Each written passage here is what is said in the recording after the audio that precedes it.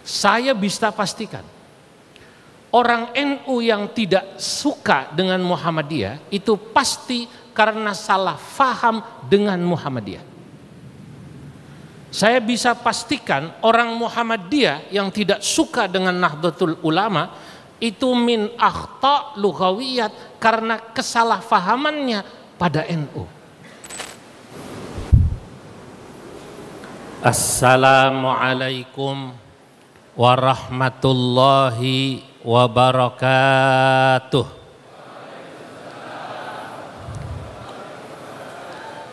Alhamdulillahilladzi 'allama bil qalam, 'allamal insana ma lam ya'lam. Wassalatu wassalamu ala sayyidina wa habibina wa maulana Muhammadin khairil anam wa ala alihi wa ashabihi al-bararatil kiram, amma ba'du. Yang sama-sama kita muliakan Bapak Menteri Pendidikan Dasar Menengah selaku Menteri Perhubungan yang menghubungi saya, Bapak Profesor Dr. Kiai Haji Abdul Mu'ti. Ini beliau ini kiai apa menteri yang kiai ya. Tapi saya senang beliau jadi menteri. Kalau beliau masih jadi kiai mengurangi jadwal saya, Pak. Karena beliau ini luar biasa disenangi juga. Tidak hanya di kalangan Muhammadiyah, termasuk di kalangan NU itu saya lihat komen-komennya kalau Pak Prof Mu'ti ini ceramah bilang saya ini NU tapi senang sama Pak Mu'ti selaku Muhammadiyah. Kalau bukan karena takut dimusuhi keluarga saya mau pindah Muhammadiyah kata. Yang sama-sama kita muliakan Bapak Menteri Kebudayaan, Bapak Dr. Fadlizon, Bapak Dirjen Saintek yang mewakili Bapak Menteri, Bapak Profesor Dr. Najib Burhani. Saya lama tak bertemu saat Muktamar Lampung ya.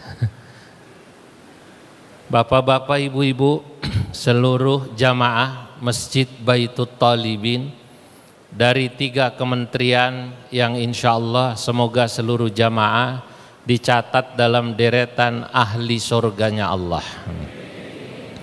Siang hari ini alhamdulillah saya dapat memenuhi undangan Bapak Prof Kiai Mu'ti. Beliau mengundang sebenarnya saat kami berdua beracara di Bekasi, peletakan batu pertama Geraha NU dan Geraha Muhammadiyah, Pak Fadlizon. Jadi ada kantor NU dan kantor Muhammadiyah itu sebelahan itu. Ya, itu saat itu ketua NU sudah minder. Moga-moga katanya kantor NU jadinya tidak lama sesudah Muhammadiyah. Karena biasanya NU itu kalau bangun-bangun agak lama, lebih dulu Muhammadiyah. Saya kemudian membesarkan hati ketua NU Bekasi, kata saya, NU itu adiknya Muhammadiyah. Muhammadiyah itu lahir lebih dulu, 1912, NU 1926, beda 14 tahun. Sebagai adik jangan pernah mendahului kakaknya. Makanya NU tidak pernah mendahului kakaknya, Pak Fadlizon. Termasuk kalau puasa dan lebaran pasti Muhammadiyah dulu.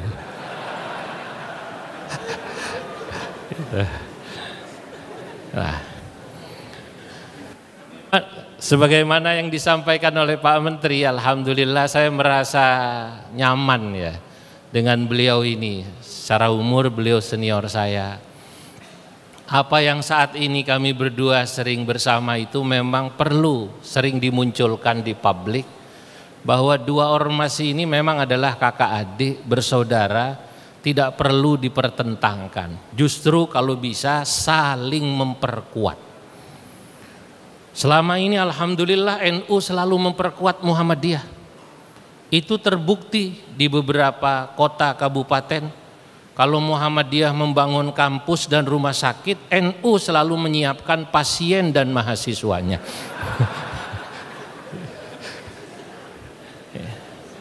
Tapi sebaliknya, kalau NU membangun pesantren, Muhammadiyah juga mengirim kader-kader santri Muhammadiyah di pesantren-pesantren NU. Termasuk saya punya santri dari Muhammadiyah, saya puji, itu belajar sorogan. Kalau dalam tradisi ilmu hadis menggunakan tariqatil qiraah, dia membaca, saya mendengarkan. Ini asli kader Muhammadiyah. Sekarang anggota majelis tarjih di Depok. Aslinya pakai shot, Pak. Asli Muhammadiyah. Ke rumah saya itu setiap Sabtu Minggu 2 tahun, Prof. Saya bilang Masya Allah, Fajri, namanya Fajri. S2-nya di Saudi. Di Saudi, S1-nya di UI. SMA-nya SMA negeri. Hebat sekali ini. Bahasa Arabnya hebat sekali. Nah inilah contoh bagaimana kerukunan kebersamaan NU Muhammadiyah harus kita tunjukkan ke publik. Karena memang pada dasarnya saling melengkapi. Saya mengajar di masjid-masjid Muhammadiyah itu lebih dari 20 tahun, Pak. Ada di Kemayoran itu ada masjid yang tanda tangan peresmiannya Profesor Dr. Amin Rais. Pak Amin.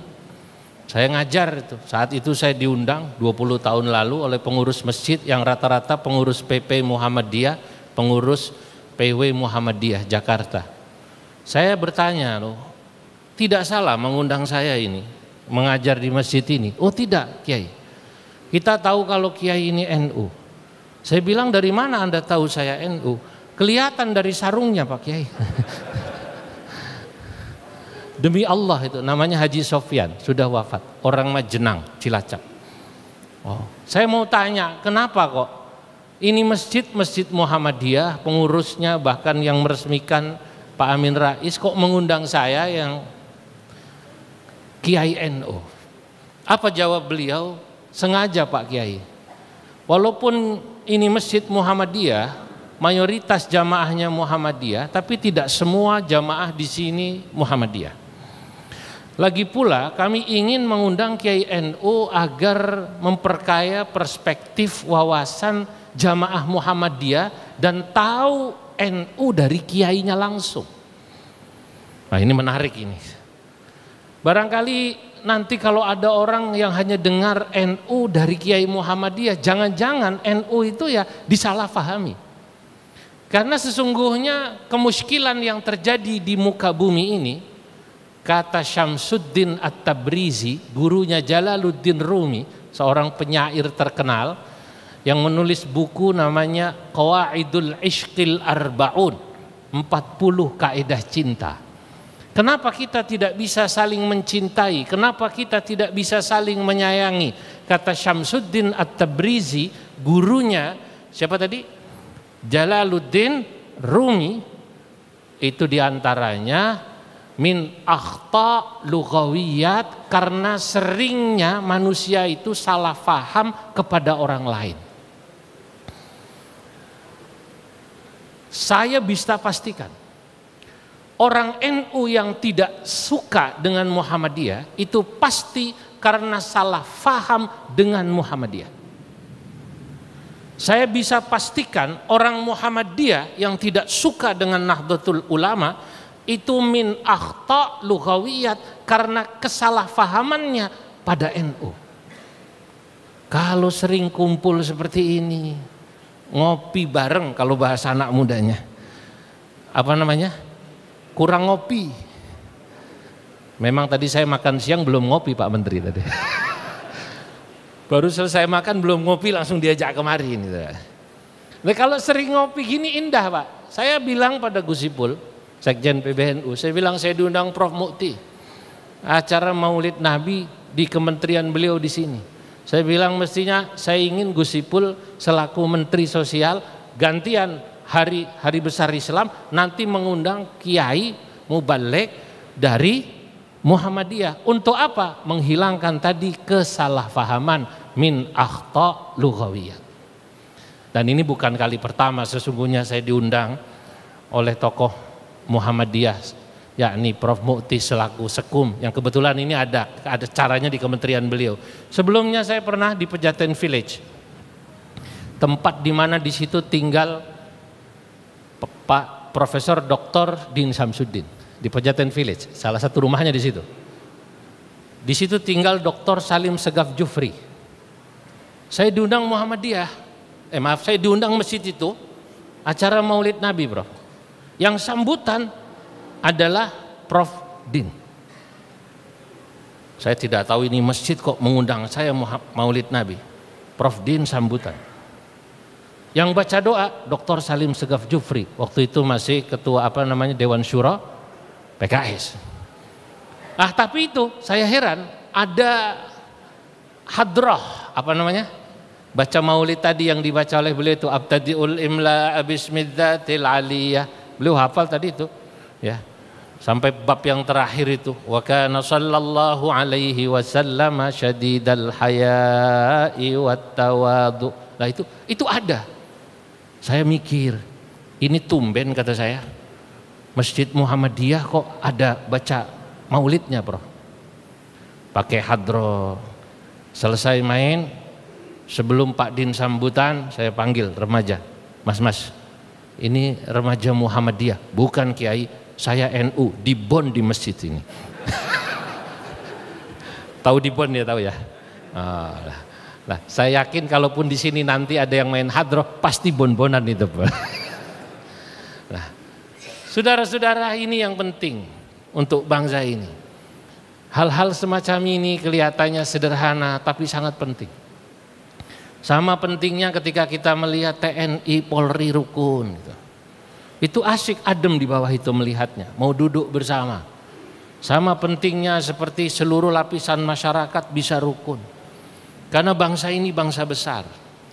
Tentu Allah menciptakan kebesaran bangsa ini dengan keragamannya, perlu dirawat dengan hal-hal semacam ini dari sisi budaya dan tradisi yang memang harus kita masuki pesan-pesan moral yang luar biasa. Hari ini Maulid Nabi, ternyata saya baru tahu di sini. Saya pikir yang mengadakan hanya Kementerian Pendidikan Dasar dan Menengah, Prof. Mufti. Ternyata yang sambutan 3 ini. Berarti ini kan harus 3 yang saya singgung. Cuman kalau saya singgung bab kebudayaan, bab saintek, selain bab pendidikan, Bapak harus tanggung jawab pada saya, Pak. Paham apa tidak itu, Pak? Harus tanggung jawab kalau saya singgung itu loh. Tapi kalau saya tidak singgung, tidak salah saya. Karena yang mengundang saya siapa? Pak Mukti. Yang bawain saya pulang sesuatu itu syai'un kata orang. Pak Mukti gitu. Saudara-saudara, tapi karena beliau sudah sambutan ya sedikit saya singgung. Hari ini kita bersyukur berkumpul bersama memperingati hari lahirnya seorang manusia sederhana yang dalam kesederhanaannya telah mampu menata mahligai rumah tangganya dalam satu bingkai surgawi. Seorang manusia sederhana yang dalam kesederhanaannya telah mampu membangun karakter bangsa dan umatnya menjadi bangsa yang unggul, kuat dan disegani. Beliau adalah sosok yang setiap ucapannya adalah contoh teladan bagi kita umatnya. Beliau adalah orang yang paling khusyuk sholatnya, paling kuat tahajudnya, paling benar hajinya, paling sempurna puasanya, paling tekun zikirnya, paling banyak istighfarnya. Siapa beliau? Tidak lain dan tidak bukan adalah junjungan kita Nabi besar Muhammad sallallahu alaihi wasallam, Rasul penabur kedamaian yang kedatangannya akan membawa rahmat bagi seluruh alam. Saudara-saudara hadirin yang dimuliakan Allah, jika tadi Pak Menteri Pendidikan dan juga Pak Menteri Kebudayaan sudah menyinggung sedikit tentang pentingnya peran budaya dalam menyebarkan Islam, pentingnya pendidikan dan juga pembangunan karakter dalam membangun umat Islam, maka saya ingin katakan apa yang beliau-beliau berdua sampaikan termasuk Pak Dirjen tadi benar. Islam ini menyebar kuat di seluruh dunia, yang tadi kurang lebih 2,5 miliar penduduk bumi ini sudah Islam itu Muslim, ya karena ajaran Islam yang dibawa oleh Nabi Muhammad sallallahu alaihi wasallam, syariatnya itu lentur. Salah satu kelenturannya itu Islam itu bisa diterima atau akomodatif terhadap budaya manapun Pak Menteri, selama tidak bertentangan dengan syariat.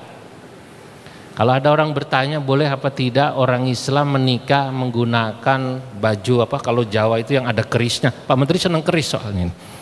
Apa namanya, pakai keris. Ya, boleh apa tidak? Tidak masalah. Adat, tradisi, budaya tidak dilarang dalam Islam. Justru makna daripada wa ma arsalnaka illa rahmatan lil alamin, tidaklah kami utus manusia kecuali karena engkau, maaf, tidaklah kami utus dirimu hai Nabi Muhammad kecuali karena memang dirimu bisa membawa rahmat bagi seluruh alam. Salah satunya agama Islam itu bisa diterima dimanapun. Budaya, kata para ulama fikih, al-adah malam yukhalifus syariah makbulah.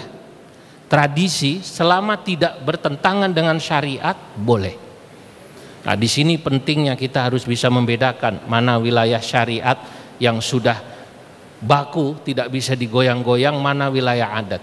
Dan kalau kita mau harus akui, agama ini, Islam ini 80% lebih adalah wilayah budaya. Yang wilayah syariat, ibadah mahdoh mungkin tidak lebih dari 10. Bahkan dalam sholat yang itu wilayah ibadah, nanti kalau kita bicara pakaian, ini sudah wilayah adat. Orang sholat pakai sarung atau pakai gamis atau pakai celana, itu sudah wilayah adat, Pak. Prinsipnya sholat menutup aurat. Makan ini wilayah adat. Al-Imam Al-Ghazali dalam kitab Ihya Ulumuddin, ini saya suka sekali menjelaskan ini, penting sekali. Dan menurut saya Imam Ghazali keren sekali. Dalam Kitabul At'imah, Adabut Ta'am, etika makan, ada satu hal yang saya suka dari Imam Ghazali. Beliau bilang, Nabi Muhammad itu orang Arab. Kalau beliau makan menggunakan tangan, kata Imam Ghazali, itu bukan syariat yang kita harus ikuti, yang kalau tidak kita ikuti kita berdosa, tidak. Kalau Anda mau ikuti boleh, dan Anda kalau melakukan itu karena cinta pada Nabi dapat pahala. Tapi kalau Anda tidak mengikutinya karena tradisi dan adat Anda tidak menggunakan tangan, makanya Anda tidak berdosa. Al-Ghazali menjelaskan, bukankah orang Persia, beliau tinggal di mana namanya? Di Persia. Sejak dulu makannya pakai malaik, pakai sendok, pakai garpu, pakai pisau. Karena yang dimakan misalnya stik semacam daging membutuhkan pisau. Bukankah orang Romawi mereka juga menggunakan itu? Lalu pertanyaannya, apakah tradisi ini bertentangan dengan syariat Islam? Sama sekali tidak. Justru kalau ada orang Islam menegur orang yang makan pakai sendok karena memang yang dimakan itu sesuatu yang harus pakai sendok atau garpu, berarti orang ini tidak paham tentang kelenturan syariat. Belakangan di Indonesia Pak Menteri, bapak-bapak, ibu-ibu, ada yang sok nyunnah gitu. Ada gerakan apa namanya? Nyunnah, sunnah Rasul. Seakan-akan kalau yang tidak tekstual sama seperti Nabi tidak nyunnah. Akhirnya memaksakan diri makan bakso itu pakai tangan, sunnah Rasul gitu. Lu makan bakso itu lo pakai tangan itu, sunnah Rasul gitu. Masya Allah. Nah, ini contoh ya, kalau orang ini kagum. Nah, makanya ini tentang tradisi, adat, budaya ya, yang berbeda-beda. Tradisi budaya NU dan Muhammadiyah saja menghormati guru, kiai kata saya, atau orang yang lebih tua beda, Pak. Mohon maaf, kalau di NU memang ketemu guru yang lebih tua cium tangan, ketemu orang tua atau guru pasti cium tangan. Mungkin di Muhammadiyah atau di ormas lain tidak. Tapi apakah itu berarti tidak beradab, tidak berakhlak? Ya tidak. Itu masalah tradisi, budaya. Sekarang saya mau tanya, kalau ada bapak-bapak, ibu-ibu punya keponakan, saudara, murid, yang satu salaman cium tangan, yang satunya tidak cium tangan, tapi yang tidak cium tangan ngamplopin, lebih berakhlak mana itu, Pak? Yang tidak cium tangan ngamplopin, Pak Dadang, lebih beradab mana itu katanya. Nah ini contoh. Nah, saya melihat Masya Allah al-luyunah. Luyunah itu diambil dari kata layin, luyunah. Ada ayat yang berbunyi, Fabima rahmatim minallahi lintalahum walau kunta faddan ghalidhal qalbi lang faddu min hawlik. Fabima rahmatin, manya mazaidah kalau santri, ay fabi rahmatin minallah, justru karena rahmat yang Allah titipkan pada dirimu. Nabi Muhammad itu punya sifat rahmah, sifat kasih sayang. Kalau kita menyayangi orang, itu maknanya Allah menitipkan sifat itu pada kita. Nabi Muhammad itu memiliki sifat rahmah kepada makhluk. Karena sifat rahmahmu hai Nabi Muhammad, sifat kasih sayangmu, ya maaf, karena sifat kasih sayang Allah berikan padamu, linta lahum, kau bisa bersikap luyunah, lembut, lentur pada mereka. Kelenturan Nabi Muhammad inilah yang membuat umat menjadi suka. Sebab kata Allah, walau kunta faddan ghalidhal qalbi lang faddu min haulik. Kalau kau kaku, kasar, mereka pergi darimu.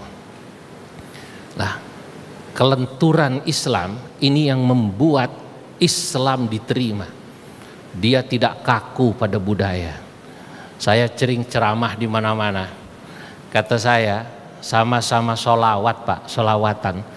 Ini kalau beliau kan by data, kalau saya by pengalaman, experience. Saya keliling Pak Fadli. Saya ini alhamdulillah keliling bukan hanya Indonesia, keliling dunia saya amati. Acara Maulid Nabi di seluruh dunia saya perhatikan. Saya pernah Maulid Nabi di Australia, Prof. Diundang Syekh Salim di di Sydney. Itu di Sydney Syekh Salim dan komunitas Islam di sana bikin Maulid. Saya dengarkan sholawat itu orang Cina, Muslim Cina maksud saya, Muslim dari Jepang, Muslim dari India, Muslim dari mana-mana, salawatan itu dari salawatnya terlihat di situ unsur budaya negerinya. Nah, kalau di Indonesia saya sering dengar salawatan sesuai dengan daerah. Kalau di Madura, orang Madura itu kalau salawat lagunya fanatik lagu Madura. Lagunya Imam S. Arifin itu loh. Itu kan orang Madura itu. Lagu dangdut itu. Jandaku. Saya baru tahu itu, saya dengarkan ini lagu apa kata saya. Rupanya ini lagu Madura, Kiai. Oh. Ya Habibi ya Muhammad ya arusal khafiqaini ya muayyad ya mumajjad ya imamal.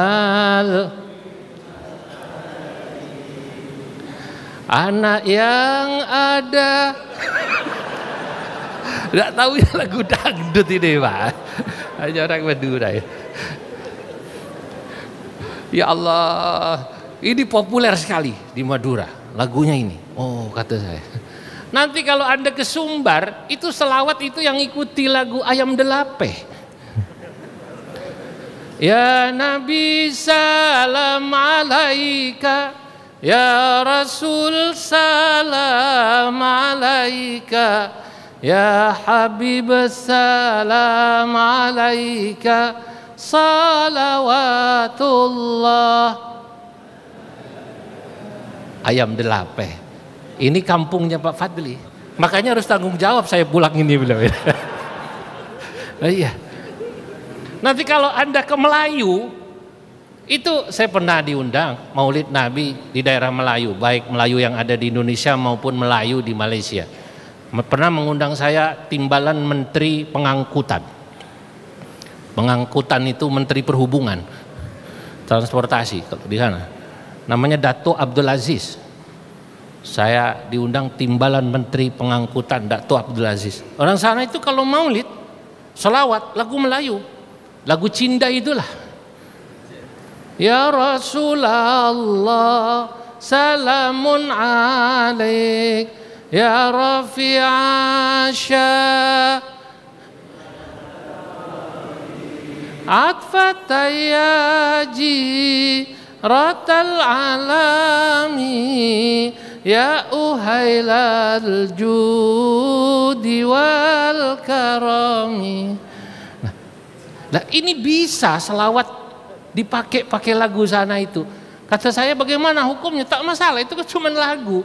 Supaya Islam bisa diterima oleh orang Melayu, pakailah selawat lagu Melayu. Loh, bahkan ketika saya ke Cina Pak, ya, baru sebulan setengah saya pulang dari Xinjiang, Uighur, bertemu sama komunitas Muslim, termasuk ketua otoritas Muslim Uighur. Sebelumnya saya ke Lanzhou, ke Ningxia. Ya, kalau di Bogor ada juga Malingxia. Kalau di sana Lingxia di Bogor. Ini orang Sukabumi nih, muadzin kita. Saya bilang, saya kaget itu. Begitu sholat Jumat di Masjid Lingxia, yang sholat hampir 100.000. Adzannya itu unik. Sebelah saya kiai sudah meninggal, nangis mendengar adzannya. Hayya 'alas salah, hayya 'alas salah, hayya 'alal falah, hayya 'alal falah. Allahu akbar, Allahu akbar, la ilaha illallah. Saya diam, senyum, mau ketawa takut kualat saya. Kok unik saya, kata saya. Adzan kok bisa langgam Cina. Saya langsung batin, Pak Menteri. Ini orang sini kalau baca sholawat pasti lagunya lagu Wong Fei Hung. Lagu Jet Li, kata saya ini. Begitu asyraqal, ya Nabi salam alaik, plung plung plung. Ya Rasul salam alaik, plung plung plung. Lah, ini namanya Islam dan kebudayaan, Pak, gitu. Allahu Akbar. Ini belum seberapa. Begitu saya ke Pakistan, ke Afghanistan, lagunya lain lagi. Ya agak mirip-mirip kucu-kucu hotahela gitu. Ya Rasulullah, salamun alaik, ya Rafi'asya, hatfatayaji, ya uhailal judi wal karami. Masya Allah. Nah, tapi karena kelenturan Islam, al-luyunah dalam hal akomodatif terhadap budaya, disitulah Islam bisa diterima, makbulun indan nas. Karena memang inti agama itu, kata Imam Ibnul Qayyim Al-Jauziyah, ini baru agak berat ini, agak berat. Penulis kitab I'lamul Muwaqqi'in Ar-Rabbil Alamin. Nah, ini sudah usul fikih. Kalau Anda mau tahu apa inti Islam, Imam Ibnul Qayyim Al-Jauziyah, muridnya Imam Ibnu Taimiyah. Saya ini orang NU, tapi pendapat Imam Ibnu Taimiyah, Ibnul Qayyim saya hafal. Saya pernah diprotes, Prof. Lu kiai kok itu kan muridnya Imam Ibnu Taimiyah yang menulis kaidah jalilah fit tawassul wal wasilah, yang kalau sama NU sering menyerang. Loh, kata saya, kenapa? Guru saya Ki Sal Mahfud memerintahkan saya baca semua buku. Baca semua buku. Masya Allah. Termasuk buku itu, termasuk. Kata Ki Sahal ketika ditanya apakah boleh kami membaca buku-bukunya Imam Ibnu Taimiyah, buku-bukunya orang Syiah dan lain sebagainya, beliau katakan khudh ma safa wa da' ma kadar. Ambil yang jernih, tinggalkan yang tidak jernih. Masya Allah. Lah, ini ungkapan terkenal. Kalau Anda mau tahu inti syariat Islam, ajaran yang dibawa Nabi itu apa? Kata Imam Ibnu Taimiyah, asy-syari'atu adlun kulluha. Syariat itu intinya pasti menjelaskan tentang keadilan Tuhan. Rahmatun kulluha. Syariat Islam itu pasti menjelaskan tentang rahmat kasih sayang Tuhan. Masalih kulluha. Syariat Islam ini pasti menjelaskan tentang kemaslahatan yang Allah tunjukkan untuk umat manusia. Hikamun kulluha. Syariat Islam ini pasti semuanya berisi tentang hikmah dan wisdom buat manusia. Fakullu ma kharaja. Oleh karenanya, kata Imam Ibnul Qayyim Al-Jauziyah, setiap ada orang yang menjelaskan syariat Islam, tapi agama Islam menjelaskan Islam, katakan begitu, tapi kok kharaja minal adli ilal jur, kok Islam yang dia jelaskan jauh dari keadilan, malah isinya kezaliman. Wa minar rahmati ila diddiha, jauh daripada kasih sayang rahmat Tuhan, falaisa minas syariah, pasti itu bukan ajaran Islam. Kalau ada orang mengajarkan kita memusuhi, membenci orang yang berbeda, beda agama, beda suku, apalagi cuma beda organisasi, ya, berarti dia tidak sedang menjelaskan tentang Islam. Masya Allah. Dan ini yang bisa menjelaskan dengan baik adalah orang-orang yang terlibat dalam proses pendidikan at-ta'lim wa tarbiyah yang ada di kementeriannya Bapak Profesor Kiai Haji Abdul Mu'ti. Para guru ini penting, yang jumlahnya Masya Allah di Indonesia berapa Pak? Saya nggak hafal angkanya. 3 juta sekian. Bayangkan kalau anak-anak kita ini sejak kecil, sejak dini diajarkan tentang nilai-nilai Islam yang paling utama. Agamamu itu menjelaskan tentang keadilan, agama Islam. Agamamu itu menjelaskan tentang rahmah kasih sayang. Agama Islam itu menjelaskan tentang hikmah, wisdom. Agama Islam menjelaskan tentang kemaslahatan, maka luar biasa. Hanya sayangnya memang banyak di antara kita sulit menemukan seorang yang muallim pada satu sisi, tapi juga murabbi pada sisi yang sama. Karena para ahli bahasa Arab itu membedakan antara taklim dengan tarbiyah katanya. Kalau taklim itu hanya sekedar mengajar, bahasa Arabnya naqlul ma'lumat wal maharah. Dia hanya transfer knowledge, transfer informasi, pengetahuan, dan ya transfer kompetensi. Murid hanya cuma dikasih pengetahuan.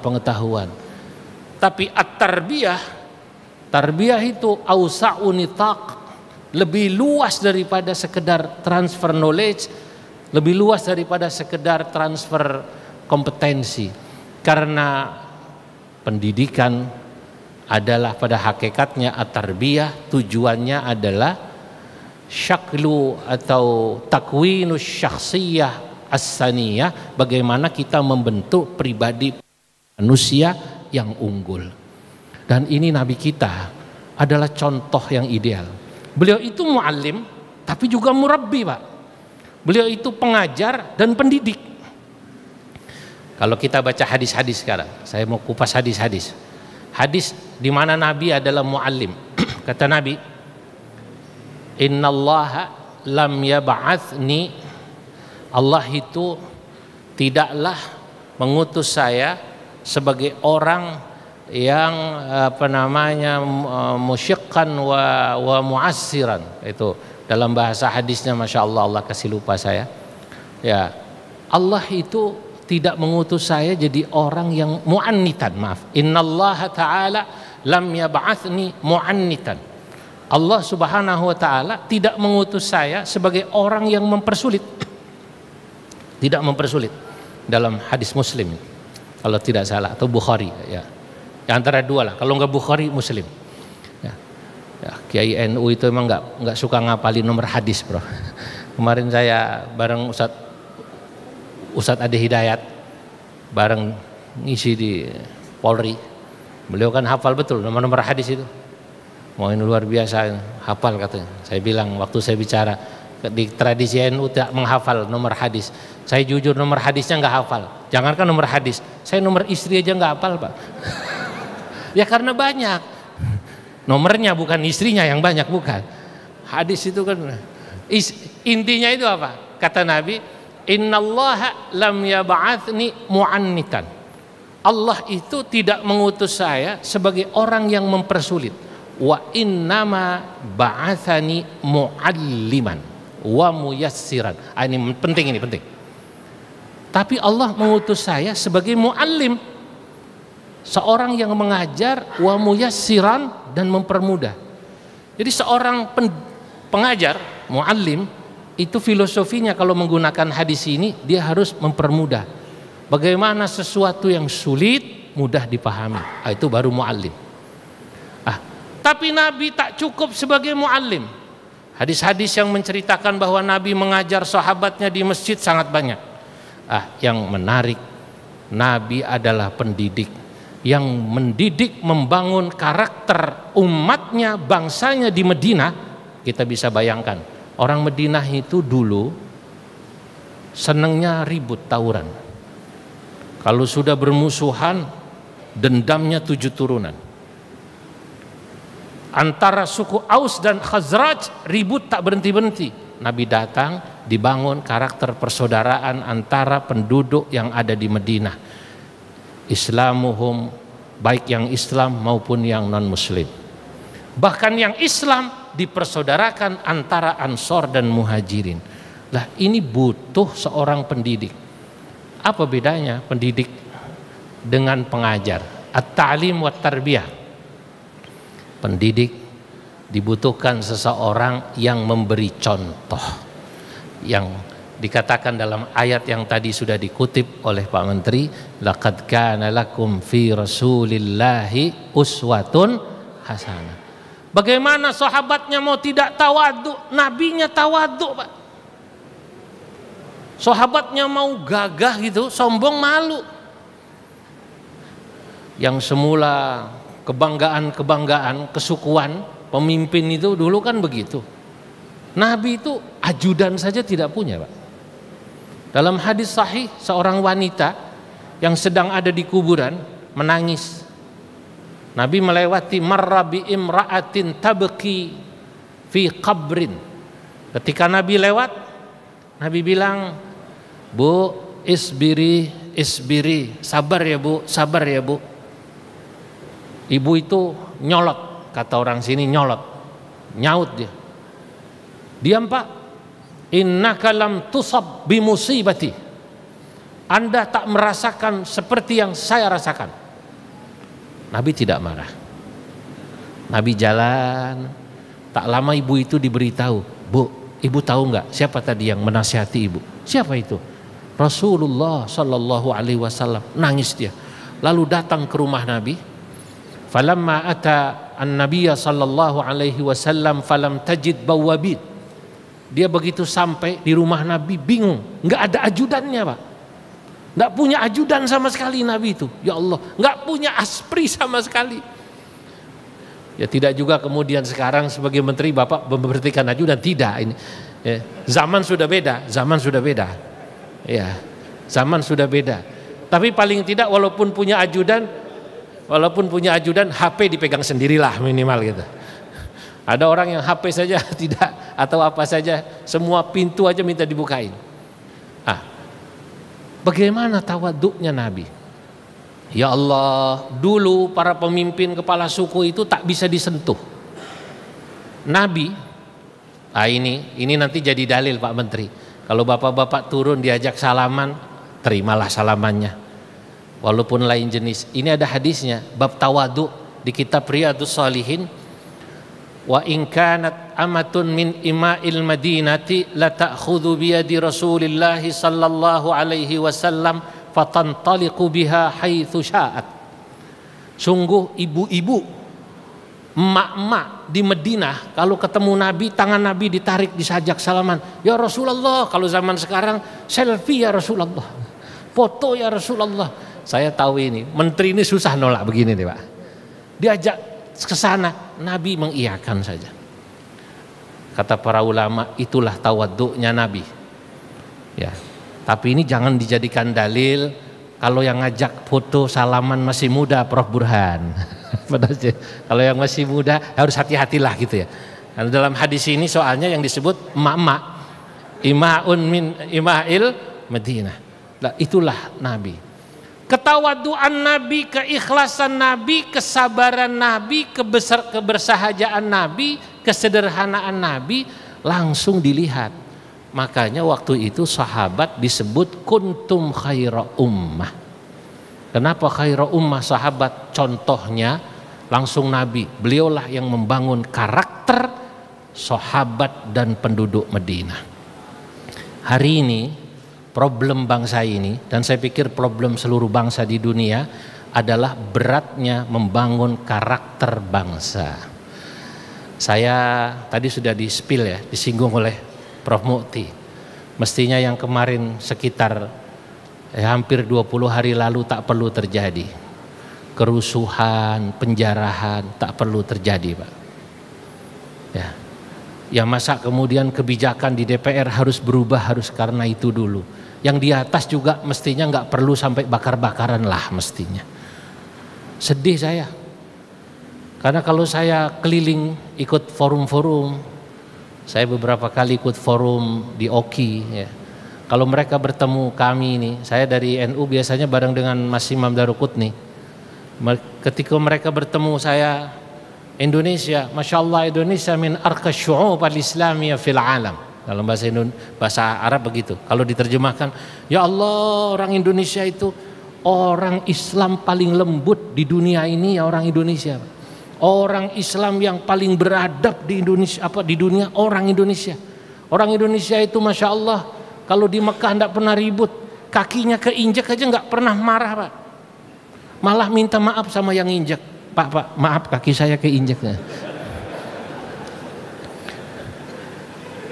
Di toilet orang digedor-gedor gitu. Biasanya orang Arab agak gak sabaran, ada orang di toilet, surah haji, surah. Nggak marah dia. Soft, rebutan nggak marah. Mau marah nggak ngerti bahasa Arabnya Pak Dadang. Orang keluar dari masjid ditawarin kudungan, ditawarin sorban, peci, haji Siti Rahmah, khamsa real. Dilihat tangannya, 5. Mau nawar 2 real, dia nggak ngerti bahasa Arabnya. Untung dia ingat salat subuh, rakaataini. Maksudnya riala ini jadi rakaataini. Untung yang dagang paham. Dia nawar pakai subuh, dikasih maghrib. La, 3 rakaat fardalillahi ta'ala, Allahu Akbar. Jadi kita ini dikenal lembut akhlaknya, baik akhlaknya. Lah kok tiba-tiba kemarin itu di seluruh pemberitaan lihat orang Indonesia bakar-bakaran. Ya Allah.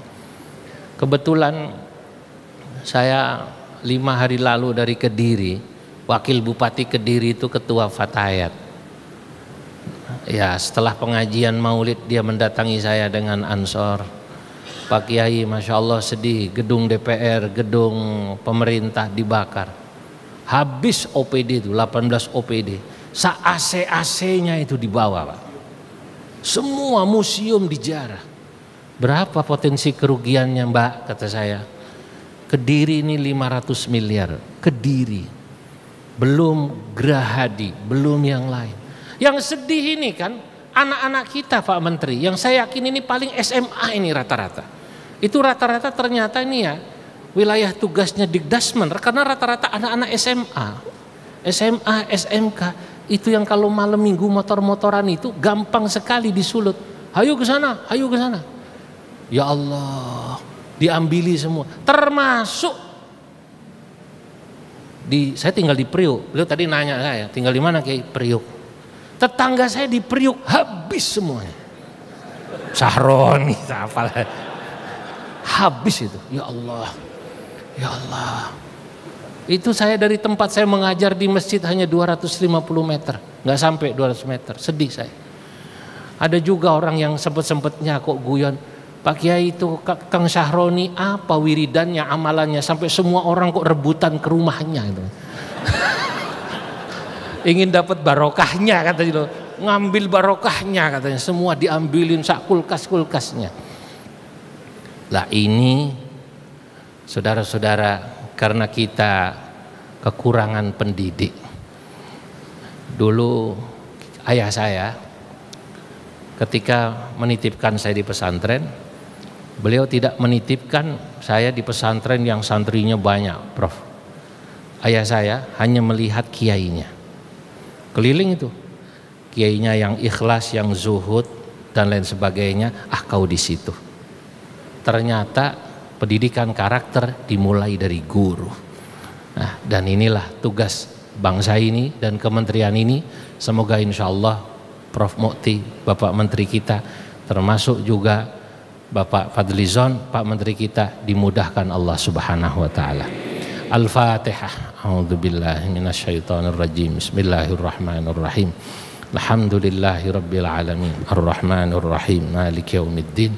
Iyyaka na'budu wa iyyaka nasta'in. Ihdinas siratal mustaqim. Siratal ladzina an'amta 'alaihim ghairil maghdubi 'alaihim waladdallin. Ilahil karim antal karim. Allahumma salli wa sallim ala sayyidina Muhammad fil awwalin wal akhirin wa barik wa radiyallahu tabaraka ta'ala an sadatina ashabi rasul ajma'in. Alhamdulillah rabbil alamin hamdan yuwafi ni'amahu wa yukafi mazidah. Ya Rabbana lakal hamdu kama yanbaghi li jalalikal karim wa 'azimi sultanik. Allahumma sallim dinana wa sallim auladana wa sallim ma'ishatana. Allahumma sallim baldatana Indonesia khassah wa sair biladil muslimin. Allahumma ansur sultanana sultanal muslimin wansur wuzara'ahu wa asakirahu ila yaumiddin. Allahumma ansuril muslimina fi Palestin wansuril muslimina fil Yaman wansuril muslimina fil Iraq wansuril muslimina fi baladina Indonesia khassah min buldanil muslimina ammah. Innaka ala kulli syai'in qadir. Wa sallallahu ala sayyidina Muhammad wa ala alihi wa sahbihi wa sallam. Walhamdulillah rabbil alamin. Wassalamu alaikum warahmatullahi wabarakatuh.